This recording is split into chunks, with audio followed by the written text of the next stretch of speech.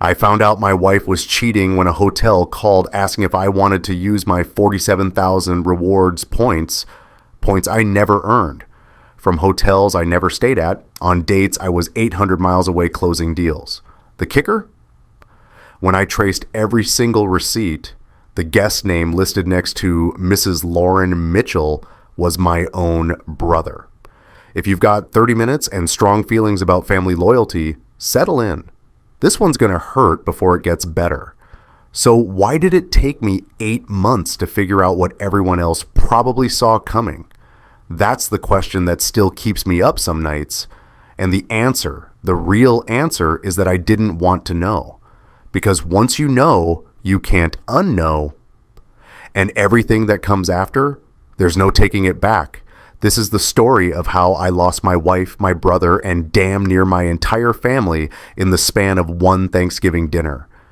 How I used hotel receipts, forensic accounting, and cold calculated evidence to expose an affair that had been happening 3 miles from my house while I worked 60-hour weeks to provide for everyone. And how the revenge I thought would fix everything instead taught me that destroying someone else doesn't automatically heal you. But I'm getting ahead of myself. Let me take you back to when I still thought I had a happy marriage.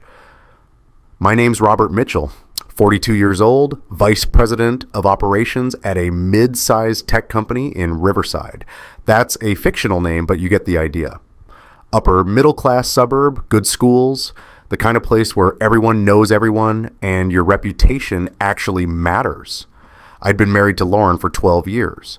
We met at a friend's wedding back in our 20s. She was a bridesmaid. I was a groomsman. Total cliche. But it worked, or at least I thought it did. We had 2 kids. Emma was 8. Jack was 5. Emma had my eyes and Lauren's stubbornness. Jack was all energy, the kind of kid who couldn't sit still through dinner but could focus on Legos for 3 hours straight. I loved them more than anything. Still do. Lauren worked as a real estate agent, though worked is maybe generous. Her sales had been slow for about 2 years. Every time I'd ask about it, she'd say the market was tough, interest rates were bad, people weren't buying. I didn't push. I made $180,000 a year. We didn't need her income to survive. I figured she was stressed enough without me adding to it. My job required constant travel. 2, sometimes 3 nights a week I'd be gone. Monday morning flight to Chicago or Denver or Seattle, back home by Wednesday or Thursday, then weekends with the family. Except I was usually so exhausted on weekends that family time meant me falling asleep on the couch while the kids played around me. Looking back, I can see it now. How I chose work over presence. How I told myself that providing financially was the same as being there. If you've ever convinced yourself that working harder for your family is the same as actually being with them, you know exactly what I mean. About 6 months before everything fell apart, my brother Danny moved to town. Danny's 7 years younger than me. 35, but honestly acts about 22. He's always been the fun brother, the creative one, the one who never quite figured out what he wanted to do with his life. Our parents made excuses for him constantly. He's artistic. He just needs to find his path. Not everyone's cut out for a traditional career, Robert. Danny had been living in Portland, working on what he called a startup, but what I'd call a pipe dream involving cryptocurrency and some kind of app that never launched. When that fell through, shocking, he called me asking if he could crash with us for a few weeks while he got back on his feet. I said yes. Of course I said yes. He's my brother.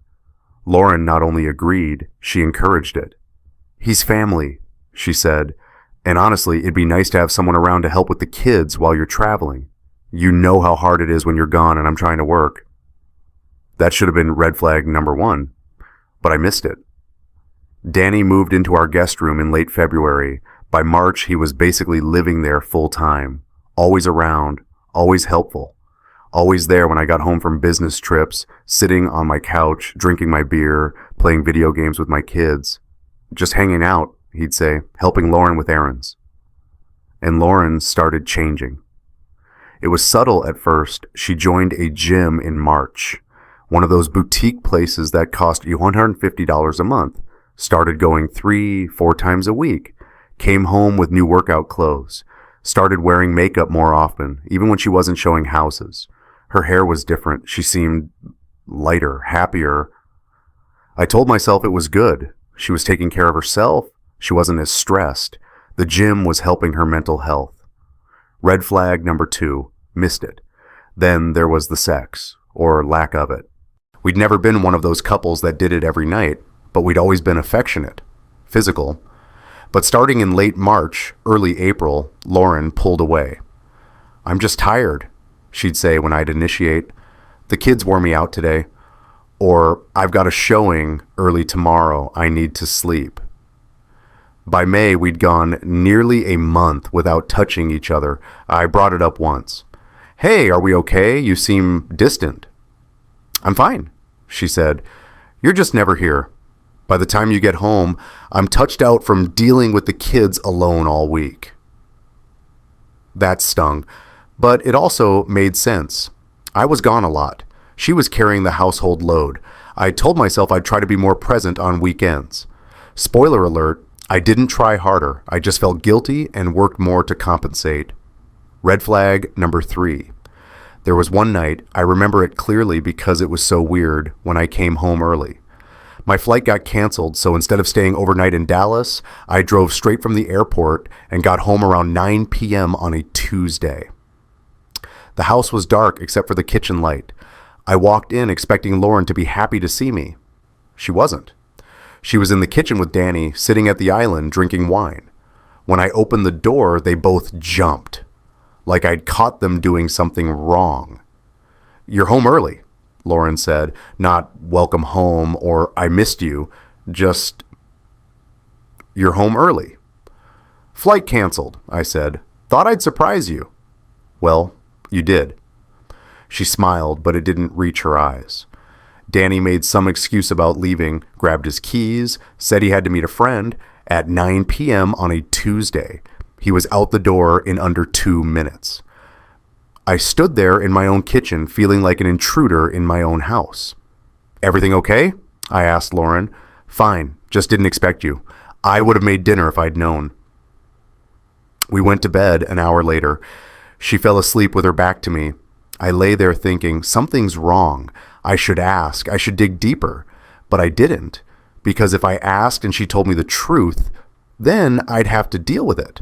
And I had a presentation in the morning and a quarterly review coming up, and I didn't have the energy for a marriage crisis. So I went to sleep. I should have checked. But I didn't. The financial thing was the last warning sign I ignored. I'm meticulous about money. Accountant brain comes with the territory. I check our joint savings every month, track spending, keep spreadsheets. In January, we had $63,000 saved. By June, we were down to $41,000. $22,000 gone in 5 months. I asked Lauren about it over breakfast one Saturday. "Hey, did you take money out of savings? We're down about $22K. She barely looked up from her phone. "Yeah, the house needed repairs, and Emma's braces were expensive. Plus, my car needed new tires and that transmission work, remember?" I vaguely remembered the car stuff. $22,000 seems like a lot, though. "Robert, do you have any idea how much it costs to run this house while you're gone 3 nights a week? Groceries, kids' activities, utilities, all the little things that add up." Her voice had an edge. "I'm not frivolous. I'm keeping this family running." And there it was. The guilt card. The "you're never here" card. "You're right," I said. "I'm sorry. I wasn't accusing you of anything." "Good, because I'm doing my best here." Subject closed.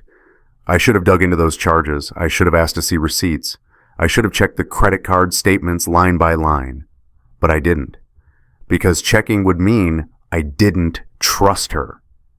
And I was raised to believe that marriage means trust. So I let it go. That was June. By July, I'd convinced myself everything was fine. Lauren seemed happier. Danny was helping out. The kids were thriving. My career was solid. We were planning to take a family trip to Disneyland in August. Life was good, except it wasn't. I just couldn't see it yet. But then came the email that changed everything. It was a Monday morning in late July. I was at my desk at work halfway through my second coffee, staring at quarterly projections that weren't adding up. My phone dinged with an email notification. Subject line, "Congratulations, you've earned a free weekend stay." Sender, Lux Stay Rewards Program. I almost deleted it. I get spam like that constantly, but something made me open it. Dear Mr. Mitchell, congratulations. Your Lux Stay account has reached 47,000 points, enough for a complimentary 2-night suite at any of our premier locations. Thank you for being a valued member. To redeem your points, log into your account at... I stared at the email. I'd never heard of Lux Stay. I'm a Marriott guy. Company has an account. I rack up points for work, occasionally use them for personal travel. But Lux Stay? Never stayed there. Never even heard of them. Must be spam, probably phishing. But the email had my name spelled correctly, and it was addressed to my personal email, not a random address. Curiosity got the better of me.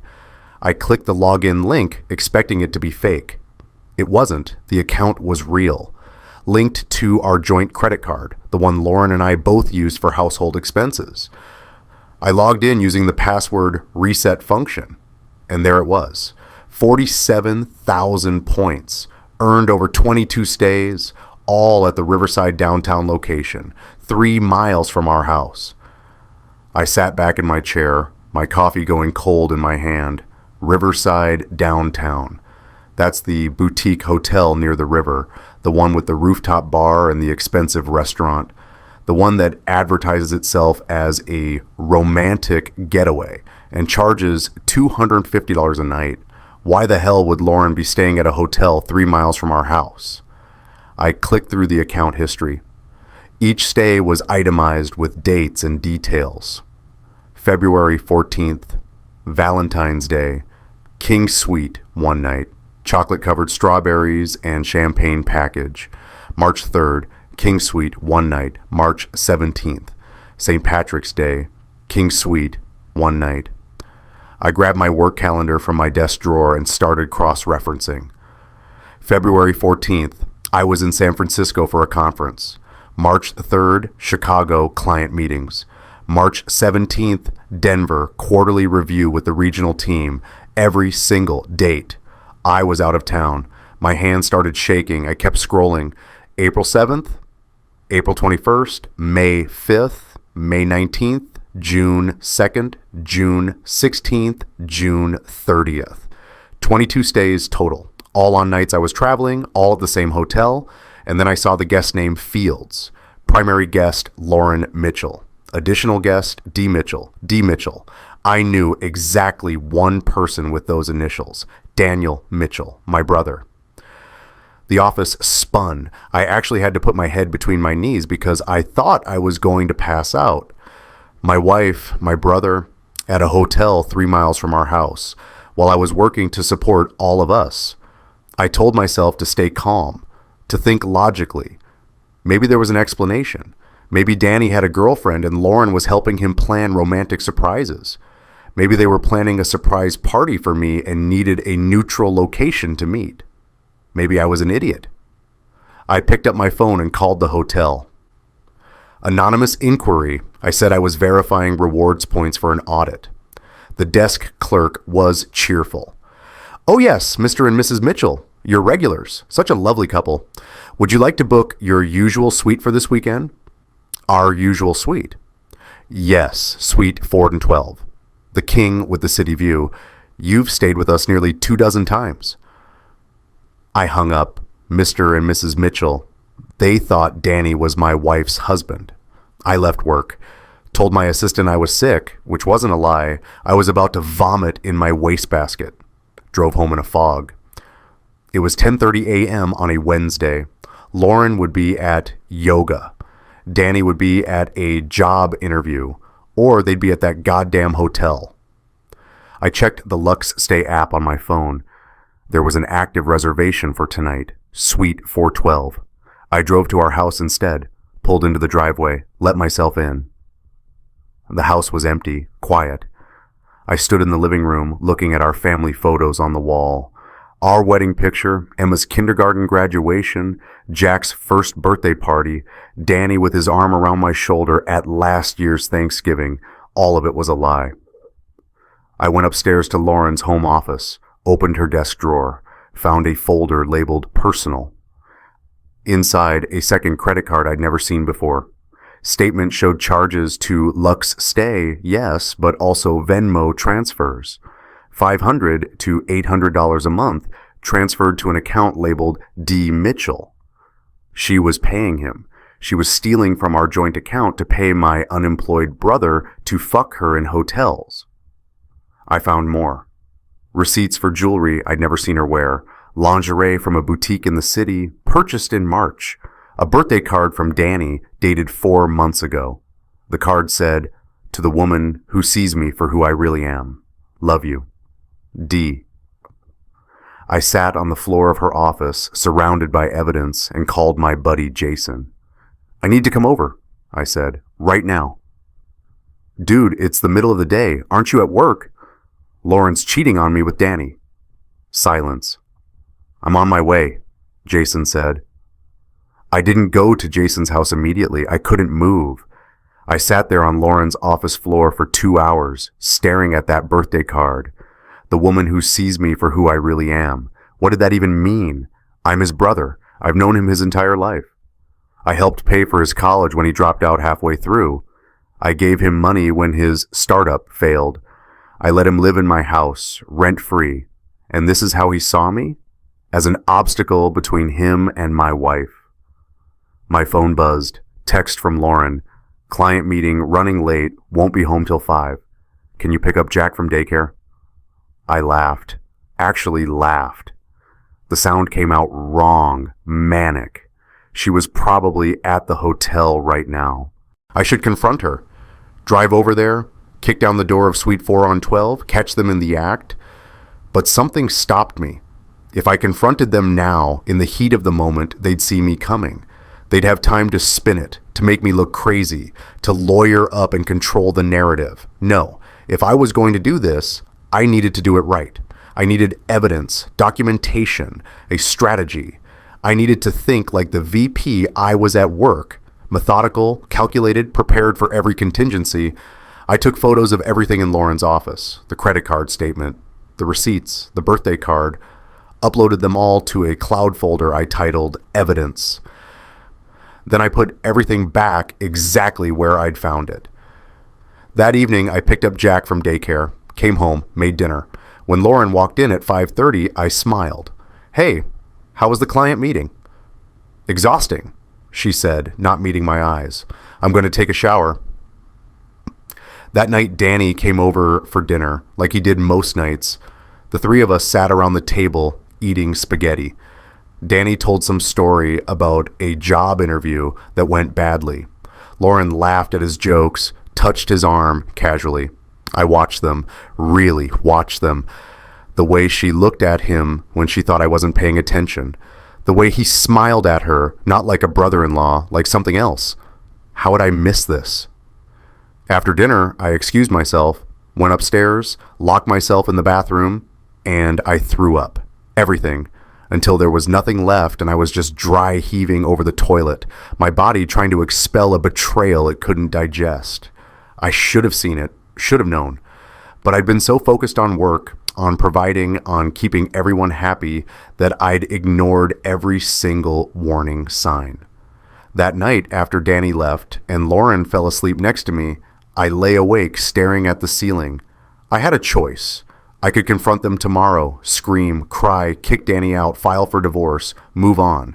Or I could wait, gather more evidence, build a case so airtight that when I finally exposed them, there'd be no room for doubt, no space for them to weasel out or paint me as the villain.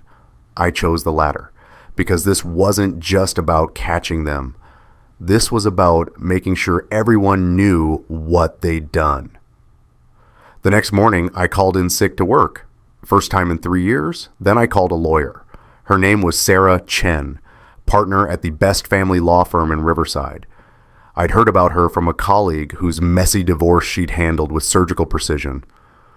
I walked into her office at 9 a.m. with a folder full of evidence. "Mr. Mitchell," she said, shaking my hand. "What brings you in today?" I slid the folder across her desk. "My wife's been having an affair with my brother for at least 8 months. She's stolen $47,000 from our joint savings to fund it. I want a divorce, full custody of my kids, and I want to make sure she doesn't get a fucking dime." Sarah opened the folder, scanned the hotel receipts, the credit card statements, the Venmo transfers. Her eyebrows went up. Honestly, Mr. Mitchell, this is airtight. Infidelity, financial misconduct, family betrayal. With evidence this solid, you're going to win custody, avoid alimony, potentially even recover the stolen funds. "Good," I said, "but I need more than that." "What do you mean?" "I don't just want to win in court. I want everyone to know what they did, her family, my family, our friends. I want them to face real consequences." Sarah leaned back in her chair, studying me. "That's understandable. But Mr. Mitchell, I need to ask, are you looking for justice or are you looking for revenge?" "What's the difference?" "Justice is about making things right legally. Revenge is about making them hurt. One is my job. The other..." She paused. The other can backfire in ways you don't expect." "I'm aware," I said, "but they hurt me in private, with my own money, while I was working to support them. I'm not going to let them hide behind closed doors and spin this as some mutual breakup." Sarah considered this. "Okay, then here's what we do. First, I'm referring you to a forensic accountant.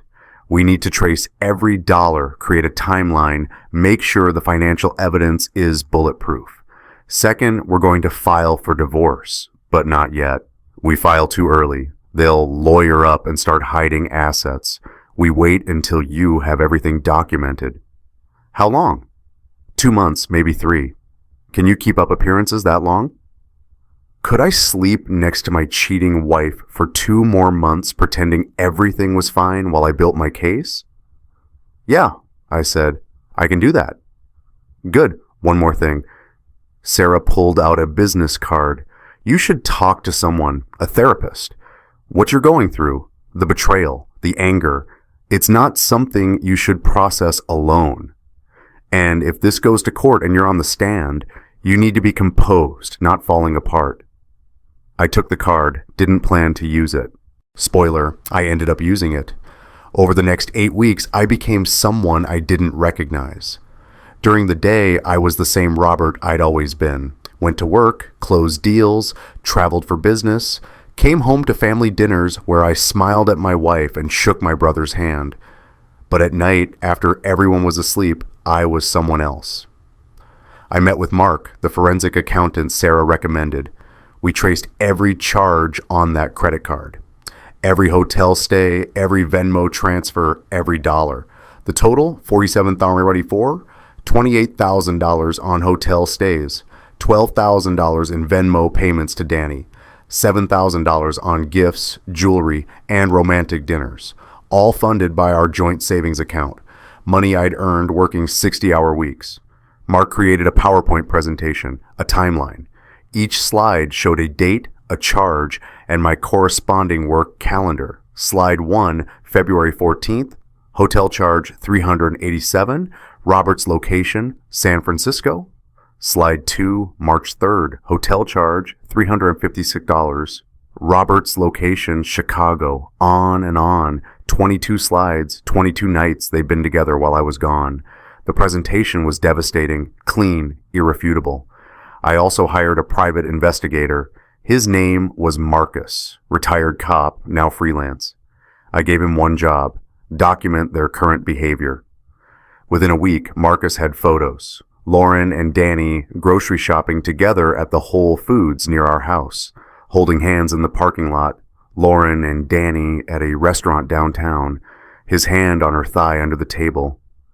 Lauren and Danny leaving a different hotel, a cheaper one this time, since I'd frozen the credit card they'd been using.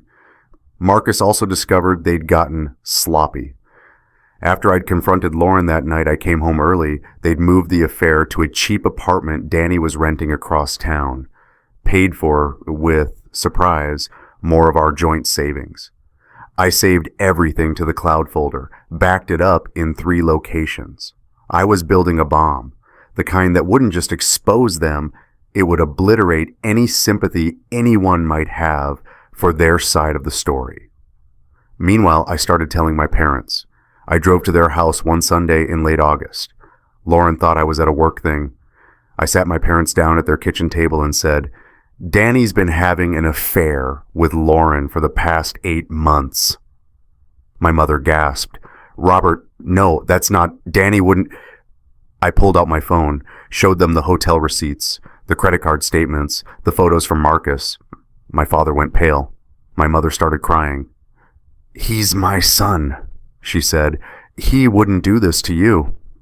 "He did, Mom," they both did, while I was working to support everyone. My father stood up, walked to the window, stared out at their backyard. "What are you going to do?" "Divorce Lauren, cut Danny out of my life, file for full custody of the kids." "And us?" my mother asked. "Do you expect us to choose?" "No," I said, "but you need to know the truth before Danny feeds you some bullshit story about how this is all my fault for working too much." I left after an hour. My mother was still crying. My father still hadn't said anything. That was the beginning of the fracture. I didn't know it yet, but I just set off the first domino. By late September, everything was in place. Mark had the financial evidence. Marcus had the photos. Sarah had the divorce paperwork ready to file. But I had one more move to make. Thanksgiving was in 8 weeks. Every year, my family hosted Thanksgiving at my parents' house. Both sides of the family, my parents, Lauren's parents, siblings, cousins, aunts, uncles, usually about 30 people. It was the one day a year where everyone pretended we were a functional, happy family. I met with Sarah in her office. "I want to file the divorce papers on November 15th, I said. "That's 10 days before Thanksgiving." "Okay, why that specific date?" "Because I'm going to expose them at Thanksgiving dinner." Sarah set down her pen. "Excuse me?" "Both families will be there. I'm going to show them everything. The timeline, the receipts, the photos. I want everyone to see what they did." "Robert." Sarah's voice was careful. "That's legally, you can do that. But ethically, personally, I need to tell you, that's going to get ugly. It's already ugly." "No, I mean ugly in a way you can't take back. You'll be airing this in front of your kids, your parents, everyone. Are you prepared for the fallout?" "They destroyed my family in private," I said. "I'm going to destroy their reputations in public. That's fair." Sarah sighed. "Okay, but I'm going to be very clear. This is your choice, not my recommendation. And if you do this, you need to be ready for people to think you went too far. Let them think that." I left her office with the divorce paperwork scheduled to be served on November 15th. The clock was ticking. The next 6 weeks were the hardest of my life. I kept up the charade, smiled at Lauren over breakfast, let Danny come over for dinner, helped Emma with her homework, tucked Jack into bed, but inside I was a fucking wreck. I started seeing the therapist Sarah had recommended. Her name was Dr. Patricia Hayes. Late 50s, kind eyes, no-nonsense approach. First session, she asked, "What brings you here?" "My wife cheated on me with my brother. I'm planning to expose them publicly at Thanksgiving dinner in front of both our families. I need you to tell me I'm not crazy." Dr. Hayes didn't blink. "I'm not going to tell you you're crazy, but I am going to ask why Thanksgiving? Why that specific venue? Because that's where we all pretend to be a happy family. I want them to stop pretending. And after you expose them and everyone knows, what then? Then they face consequences. And you? What do you get? I didn't have an answer for that. Over the next few weeks, Dr. Hayes walked me through the anger, the betrayal, the shame I felt for not seeing it sooner. You keep saying I should have checked, she said during our fourth session. But Robert, you didn't check because you didn't want to know. That's not weakness. That's human. It feels like weakness. It's self-protection. Your brain knew that if you checked and found the truth, your life would explode, so it let you live in denial a little longer. That's survival, not stupidity. But now I know, and I can't unknow it. No, she said, you can't. So the question is, what are you going to do with that knowledge? I'm going to make them pay. Is that what you want, or is it what you think you deserve? I didn't answer that either. On November 15th, a courier delivered the divorce papers to Lauren at our house. I was at work. My phone rang at 2:47 p.m. Lauren screaming, "What the fuck is this?" "Divorce papers," I said calmly. "You've been served. You can't just, Robert, we need to talk about this. We're past talking. You have 30 days to respond. My lawyer's information is on the documents." "You're really going to do this? Throw away 12 years of marriage?" I almost laughed. "I didn't throw it away, Lauren. You did. The day you fucked my brother in a hotel room I paid for." She started crying. "It wasn't like that." "I don't care what it was like. I'll see you in court." I hung up. My hands were shaking, but I felt nothing. No satisfaction, no sadness, just a cold, empty certainty that I was doing the right thing. 20 minutes later, Danny called. "Robert, man, we need to talk." "No, we don't. Just let me explain." "Explain what? Explain how you moved into my house and decided to fuck my wife? Explain how you used my money I gave you, to take her on dates. Go ahead, Danny. Explain." Silence. "I didn't mean for it to happen," he finally said. "But it did, and you kept doing it for 8 months. Robert, you're not my brother anymore. Don't call me again." I hung up. That night I didn't go home. I stayed at Jason's house, sat on his couch, drank his beer, and told him the plan. "You're going to do this at Thanksgiving?" Jason asked. "In front of everyone?" "Yeah." "Dude, that's nuclear." "Good. What about your kids? They're going to be there." That one hit me. I'd been so focused on revenge that I hadn't fully processed that Emma and Jack would be at that dinner, would see their father destroy their mother in front of the entire family.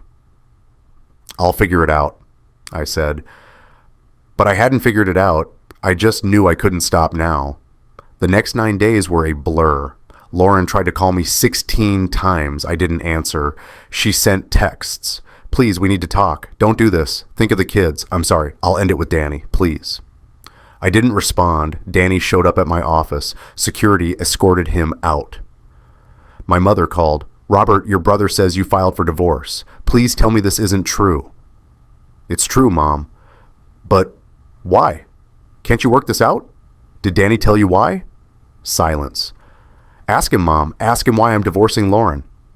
I hung up. By November 20th, I had everything ready. The PowerPoint presentation was loaded on a USB drive. 34 slides, dates, receipts, photos, text message screenshots I'd recovered from Lauren's cloud backup.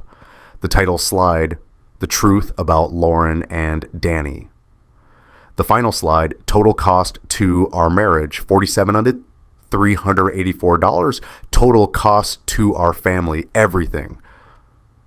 I'd run through it a dozen times, timed it at 12 minutes, 12 minutes to destroy 2 lives. I practiced in front of Dr. Hayes during our session on November 22nd. "Are you sure about this?" she asked. "Yes." "Robert, I'm going to say this one more time. Revenge doesn't heal you. It might feel satisfying in the moment, but after, you're still going to be hurt, and you're going to have to live with what you did." "I know." "Do you? Because once you do this, there's no taking it back. Your kids will remember, your parents will remember, everyone will remember." "Good. They should remember who betrayed who." Dr. Hayes sighed. "Okay, Then I'm going to ask you one thing. After you do this, after the dust settles, promise me you'll come back because you're going to need help processing what comes next. I promise. I didn't know if I meant it. Thanksgiving Day, November 24th. I woke up in my apartment, a temporary place I'd been renting since Lauren was served. Couldn't sleep. Lay in bed staring at the ceiling, running through the plan one more time. The dinner started at 2 p.m., my parents' house. I'd arrive at 1:30, help set up, act normal. Dinner would run until about 4 p.m., dessert at 4:30. That's when I'd make my move. I showered, put on a sweater and jeans, something casual, non-threatening. Grabbed the USB drive, put it in my pocket, drove to my parents' house. The driveway was already full of cars. I parked on the street, sat in my car for 5 minutes, breathing. You don't have to do this, a voice in my head said. You can walk in there, have dinner, let the lawyers handle everything quietly. But I did have to do this. Because if I didn't, everyone would hear Lauren's version, Danny's version. How I was a workaholic who neglected his family. How they fell in love. And it was complicated and no one was really to blame. Bullshit. I got out of the car, walked up to the front door. My mother opened it before I could knock. Robert. Her eyes were red. She'd been crying. Hey, Mom. Is this really? Let's just get through today, I said. Inside, the house was chaos. Kids running around. Aunts and uncles in the kitchen. The smell of turkey and stuffing. And there in the living room, Lauren, sitting on the couch next to Danny. They weren't touching, but they were sitting together. A united front. When Lauren saw me, she stood up. Robert. Not now, I said. I walked past her into the kitchen, helped my dad carve the turkey, made small talk with Lauren's mother, who kept giving me worried looks, but didn't ask questions. Emma ran up to me. Daddy, you're here. I picked her up, hugged her tight. Hey, sweetheart, you having fun? Uncle Danny taught me a card trick. My stomach turned. That's great, honey. Jack was in the den watching cartoons with the other little kids, oblivious, safe. Dinner was torture. We all sat around the long dining table, 30 people. I was at one end, Lauren and Danny at the other. My parents in the middle, trying to keep everyone talking, trying to pretend everything was fine. Lauren kept staring at me. I didn't look at her. Danny tried to catch my eye once. I looked right through him. The meal dragged on. Turkey, mashed potatoes, green beans, conversations about football and politics and someone's new baby, normal Thanksgiving stuff. No one knew what was coming. Finally, dessert, pumpkin pie, and coffee. My father stood up to make his annual Thanksgiving toast.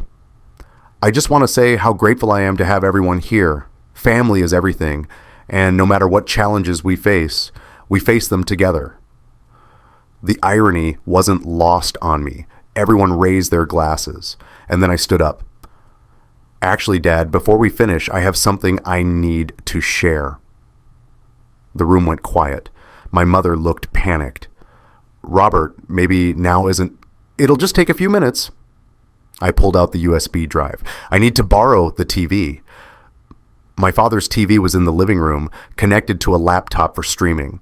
I walked over, plugged in the drive, opened the presentation. Behind me, I heard Lauren. Robert, don't do this. Sit down, Lauren. Please. I said, sit down. The room was dead silent now. Everyone staring. Kids sensing something was wrong. I clicked to the first slide. The truth about Lauren and Danny. My mother gasped. Lauren stood up. You don't have the right? I have every right, I said. You've been lying to everyone in this room for 8 months. They deserve the truth. Danny stood up too. Bro, this isn't... Sit the fuck down. My voice was ice. My father moved to the doorway, not blocking anyone from leaving, but making it clear no one was leaving yet. I clicked to the next slide. Slide 2, timeline. February 14th, 2023, First hotel stay, slide 3, receipt, Lux Stay Hotel, Suite 412, $380, guest names Lauren Mitchell and Daniel Mitchell. Gasps from around the room. Slide 4, my work calendar, February 14th, San Francisco, Goldman Sachs meeting. While I was closing a deal in San Francisco, I said, my wife and my brother spent Valentine's Day in a hotel 3 miles from our house. Slide 5, March 3rd, hotel receipt, 356. Slide 6, my work calendar, Chicago.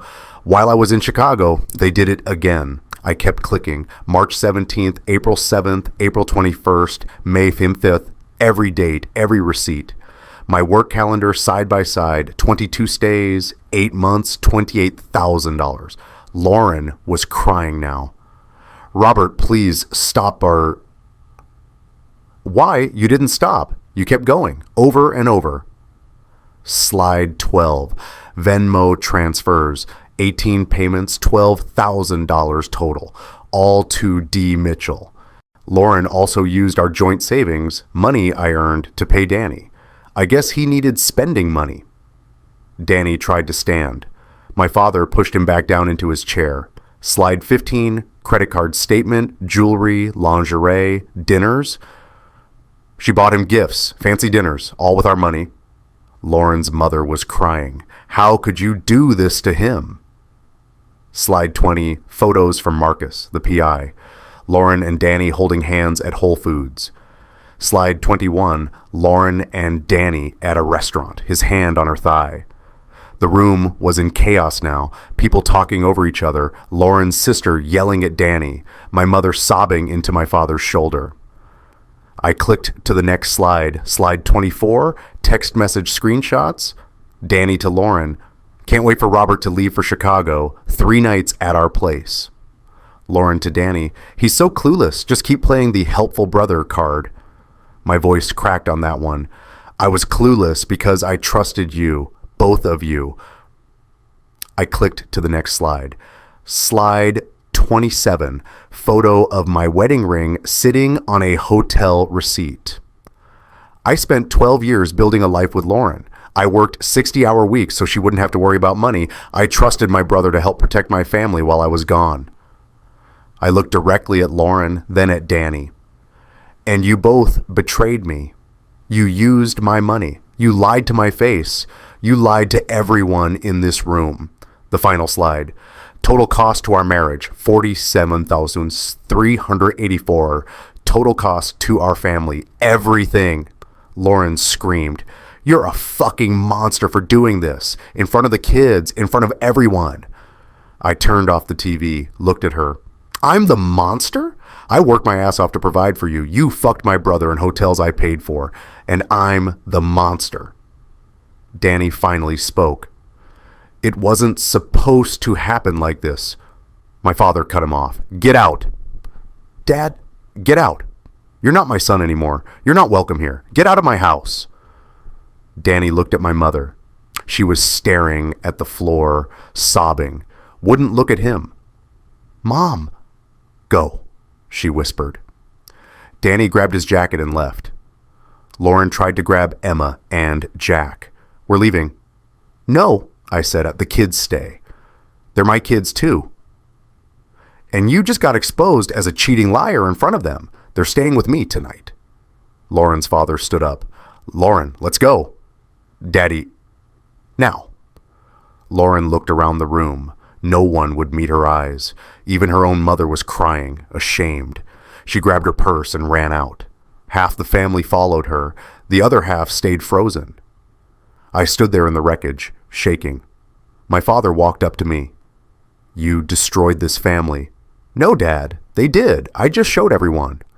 "You did it in front of your kids. They're going to remember this forever." "Good. Maybe they'll remember who the bad guys were." My father looked at me like he didn't recognize me. "I don't know if I can forgive you for this." "I don't need your forgiveness. I needed them to stop lying." He walked away. I found Emma and Jack in the den. Emma was crying. Jack was confused.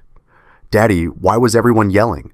Jack asked. "Because sometimes people do bad things," I said, "and when they do, they have to face Consequences. Did mommy do a bad thing? I wanted to say yes. I wanted to tell them everything, but they were 8 and 5. They didn't need to carry that weight. Mommy and I are getting a divorce, I said. That means we won't live together anymore, but we both still love you. That part doesn't change. Emma looked at me with her big eyes. Did you have to show everyone those pictures? And there it was. The question I couldn't answer. I thought I did, I said. I wanted everyone to know the truth. But it made everyone sad. Yeah, sweetheart, it did.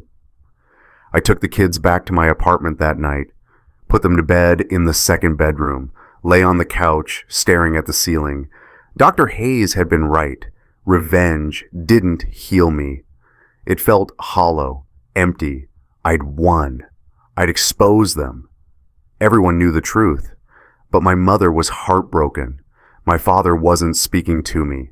My kids had watched me destroy their mother in front of the entire family. I thought I'd feel satisfied. Instead, I felt like I'd burned down my whole life just to prove a point, and I couldn't take it back. The next 3 weeks were hell. My phone exploded, texts from family members, some supportive, they deserved it, some furious. How could you do that in front of the kids? Lauren's family wanted nothing to do with me. Fair enough. My own family was split. My mother wouldn't talk to me. My father sent one text. You went too far. My sister Amy called, Robert, what you did to Danny. What I did to him? He's in the hospital. He tried to kill himself. The room spun. What? He took a bottle of pills last night. Neighbor found him. He's in psych hold at St. Mary's. I sat down, hard. Is he okay? Physically, yes, but Robert, he has nothing. No family, no job, no future. You destroyed him. He destroyed me first.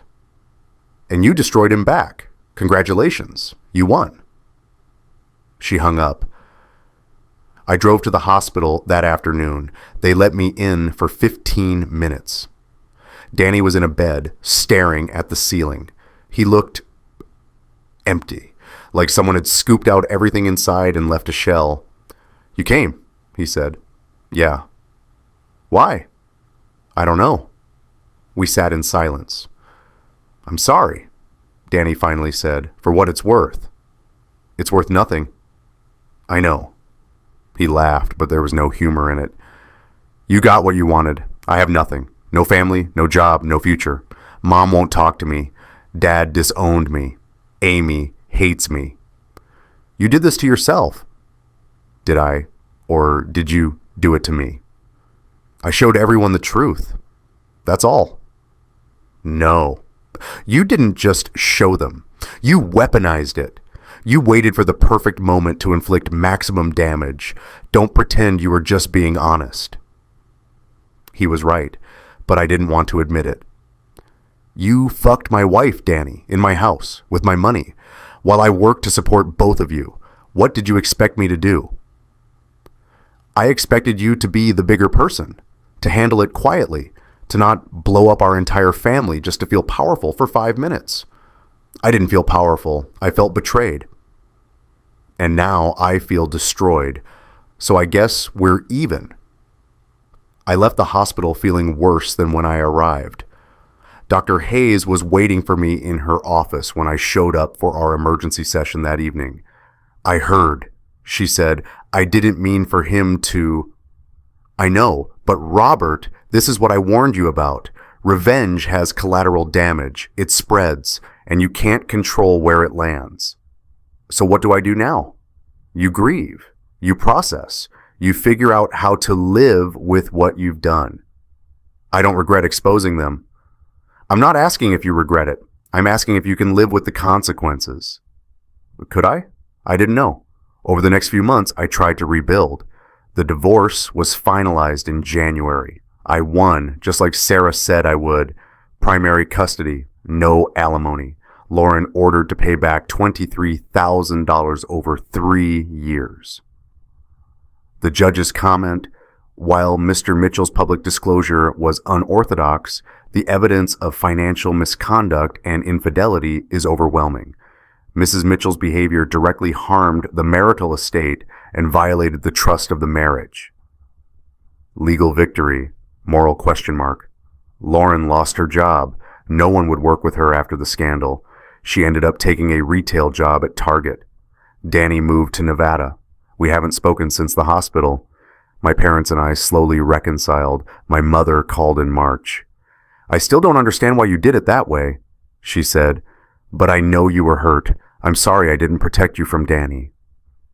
You couldn't have known, Mom. But I did know. I saw how he looked at her. I ignored it because I didn't want to believe my son could do that to my other son. I failed you. You didn't fail me. Danny failed me. And Lauren failed me. You just loved us both. We met for coffee. It was awkward, but it was a start. My father still won't talk to me. Maybe he never will. Some bridges, once burned, don't get rebuilt. I started dating again in April. Met a woman named Julia at a work conference. She's a consultant, divorced, one kid, understands complicated co-parenting. On our first date, she asked what happened in my marriage. I was betrayed, I said, and I handled it badly. I'm still figuring out how to be better. At least you're trying, she said. We've been taking it slow. She knows about the Thanksgiving incident. I told her everything. No point in hiding it. She says I did what I thought was right in the moment, even if the outcome wasn't what I hoped for. I'm still in therapy. Dr. Hayes and I meet every other week now. We talk about boundaries, about how to process anger without letting it consume me, about how to co-parent with Lauren without turning the kids into weapons. Emma asks questions sometimes. Daddy, why did you show everyone those pictures? I try to be honest without overwhelming her. Because I wanted everyone to know the truth. But looking back, maybe I could have handled it differently. Do you wish you didn't do it? I wish it hadn't hurt so many people, but I don't regret standing up for myself. It's the best answer I have. I'm not the same person I was a year ago.